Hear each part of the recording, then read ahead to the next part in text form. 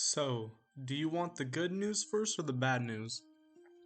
Well, I guess that's what this video is all about, seeing it's a pros and cons video. So, despite all the hate these games are getting, you can't deny there are at least a few good things going for these games. And with that being said, let's get into the video. And remember, this video will contain spoilers, so spoiler warning. Alright guys, we're going to start off with an honorable mention, which is the day 1 update. And the reason why I'm not making this a main point for the pros is because we don't really know what comes with this day 1 update. Most likely it's going to be a thing fixing all the little bugs, maybe adding some mystery gifts or like some events and stuff, but that's something that we do not know at this moment. We'll have to wait and find out what that entails. So that's why it's not part of the main pros list. So let's get into it. So here we are, guys. There's a lot of stuff up here. I have about 5 points for pros, 5 points for cons. And let's start off with our first pro. The updated graphics and following Pokemon. So this is something that I'm super excited about. Because I do actually love the graphics. I love playing Link's Awakening, and this is similar to that. Or at least I should say Link's Awakening HD for the Switch. And this game is similar to that, so that would be fun to play a Pokemon game in that style. And obviously following Pokemon.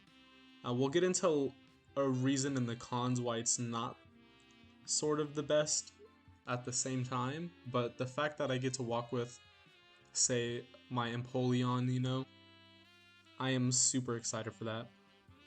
And our first con is only Pokemon up to Gen 4 are in these games. Which, yes, I know that does suck. They could have gone the route of Pokemon Omega Ruby and Alpha Sapphire, where after you beat the game and you obtain the National Dex, you get all the Pokemon at that point up to Gen 6 are obtainable in those games.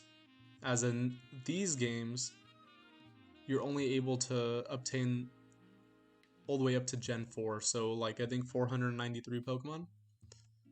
So in my eyes, it's kind of like in between for me personally, where I don't mind, but at the same time I'd love to play through Sinnoh with, let's say, a Hydreigon or something like that, you know? Just because I love that line and it'd be super cool to play through the Sinnoh region with other Pokemon, you know? But our second for the pros is the events found while data mining. So, I didn't read into all the way, but the things that I do know I am excited for. First off, we know there's going to be a Mew and Jirachi event, I think coming pretty soon after launch, which will be pretty cool, you know, depending on if you have save data for the Let's Go games and Sword and Shield. I think you get Mew for Let's Go and Jirachi for Sword and Shield save data.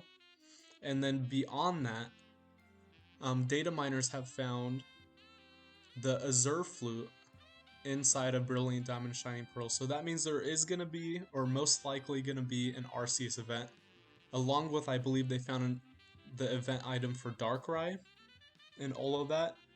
So, and Shaman. So all the ones that were originally in Diamond and Pearl Platinum, it seems like we're getting them in these games as well. So going on to the next con is the lack of new content. This is something that we all wanted, I'm sure, most of us wanted. Like, when you go and look back at some of the remakes, like Omega Ruby Alpha Sapphire, they added a bunch of new content. They added a whole entire post-game, the Delta episode, which that's something that a lot of us thought was going to happen. Obviously, this is a bare bones remake, so there's not a lot of different things, but yeah, lack of new content is kind of upsetting, but that's something that we're gonna have to deal with, or let's see if that day 1 update does anything about it, but I doubt it. Alright, our next pro, being our third one, is the Platinum Dex and new moves/movesets. So when I say new moves, I'm not talking about like new moves that just came out in this game, but I'm talking about like in Gen 4 aspect overall. and updated movesets to their current Gen 8 movesets. And obviously the Platinum decks, which is a big thing, because like I said, I don't think we want to play through Diamond and Pearl without some of these Pokemon like Gliscor and stuff like that. And Electivire, those are some really cool Pokemon. So glad that they do have the Platinum decks in here. And then new moves and movesets, like I said, they have updated movesets. So Gen 8 movesets are going to be here, which is awesome. Alright, let's get into our third con, which is levels, experience, and some other stuff we'll get into. So this is something that sadly Pokemon games since about Gen 6 have been struggling with. It is the levels and experience aspect of things, because if you do not know, we have a permanent EXP share, which if they took away permanent TMs, I don't know why they couldn't have just give us the held item for the experience share. But yeah, so that's pretty much, unless you cycle out Pokemon from your party throughout the game, you're pretty much going to be over leveled. And another part of experience and stuff like, well, let's get to the Excedra part, because these games do have the same gym leaders and levels as in Diamond and Pearl, so we know they're not the highest, definitely not the lowest either, but you know. And then if you walk with your Pokemon, which is one of my favorite things about this game, when you walk with your Pokemon, you're actually raising its happiness, and apparently it's easier to gain levels on that Pokemon, which does suck, because our Pokemon's going to be living on one all the time, dodging all these moves. So I kind of get that aspect of things. Don't know why they did that. But a pro is oh my goodness, character customization and the ground underground. So of course, there's some character customization. We know that it's not like this big old thing like how it was in like the past few Pokemon games. But at least we do get to change up our style a little bit while playing through these games. Like you could choose the platinum clothes, you could choose all new clothes.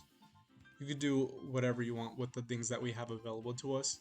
And the Grand Underground, I love the Underground in Diamond and Pearl Platinum. It was amazing. So I'm glad they brought that back. And then the Grand Underground aspect of things, obviously we don't know what all Pokemon we get to catch in the Underground, or like what's special about them, but I presume that there's going to be something along the lines of Pokemon in the Grand Underground having their hidden abilities, and maybe better IVs depending on like certain circumstances that happen. But that is just my take on it. We do not know if that's a for sure thing or not. And another con, let's get to a con. Games are not based on Pokemon Platinum. Yes, they have the Platinum decks, but the games are 100% like Diamond and Pearl. So for some of us, that's not a con, because like the gyms are okay in my opinion in those games, but Platinum definitely did it 100% better, especially with Elite Four with Flint, because that was one thing that did upset me about Diamond and Pearl was Flint. That was pretty much the only trainer that upsetted me though. And yeah, like there's no distortion rolled as far as we know, which is upsetting. That would have been really cool to see with the updated graphics, like amazing. And it's just something that we have to try to get used to now that the games are almost out. And then the last pro is it's the Sinnoh Region. The Sinnoh Region is fun to play through. I love exploring it. I just love traveling throughout the Sinnoh region, and I'm not a Sinnoh fanboy. Sinnoh's like my 4th or 5th favorite region. So it's not like it's my favorite or even in my top 3, but I love going through the Sinnoh region. So that is all for the pros, and now for our last con is no competitive battles, which I personally would have thought it would have been amazing to bring competitive over to these new games if they had the entire decks, national decks from Gen 8 and down.